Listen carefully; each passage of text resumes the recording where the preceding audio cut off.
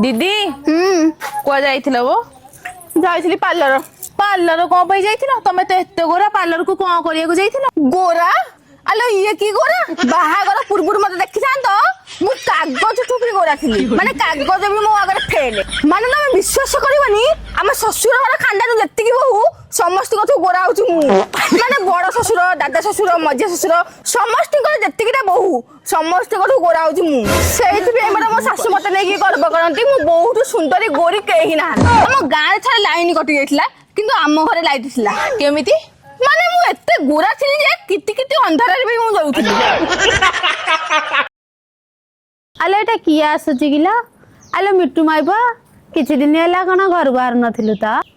କଣ କହିବି ଅପା ତମ ଦିଅର କହୁଛୁ ଖରାରେ ବାହାରେନି ନାଲି ପଡିଯାଉଛି ମୁଁ ଟିକେ ବହୁତ ଗୋରା ନା ବାହାରକୁ ବାହାରିଲେ ନାଲି ପଡିଯାଉଛି ବୋପା ଦୂରରୁ ଚାହିଁଲେ ଗୋରି ସୁନ୍ଦର ନିରିଖି ଚାହିଁଲେ କାଳି ସୁନ୍ଦର କଣ କହିଲ କି ଅପା କିଛି ନାହିଁ ବା ହଁ ମୁଁ ଯାଉଛି ବା ହେଇଠି ଭାଇନା ଏମିତି ଗୋଟେ କୁର୍ତ୍ତି ଦେଖାଅ ଯେମିତି ମୋ ଗୋରା ଦେହକୁ ମାନିବ ମୁଁ ଗୋରା ନା ଗୋରା ବା, ଗୋରା ଗୋରା हम जानले तुम्हें गोरा गोरा ए ड्रेसटा मानिब तमे नियो ଏଇଟା କୋଉ ମାନିବ ବା ଆଉ ଗୋଟେ ଦେଖୁଣ ଭଲଟେ ଆରେ ଭାଉଜ କୁଆଡେ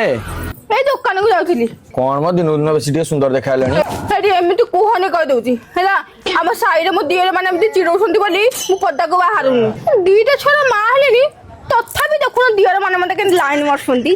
ହେଇଥିବ ତମକୁ ସବୁ ଲାଇନ ମାରୁଥିବେ ତମ ଆମ ସାହିର ଉର୍ବଶୀ ନା ହଉ ମୁଁ ଯାଉଛି